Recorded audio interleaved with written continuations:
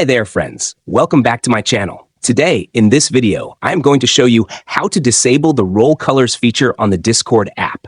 Please consider subscribing to my channel and liking this video. Let's get started, guys.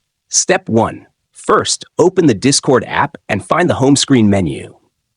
Step 2. Now, tap on your profile picture at the right side of the screen corner. Step 3. Next, tap on the Settings option at the top right of the screen. Step 4.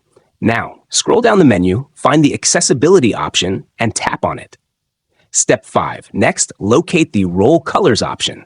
This has 3 options: show roll colors in name, show roll colors next to names, or don't show roll colors.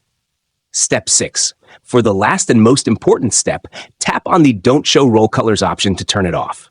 If you found this tutorial helpful, don't forget to like this video and subscribe to my channel. Thanks for watching, and see you next time.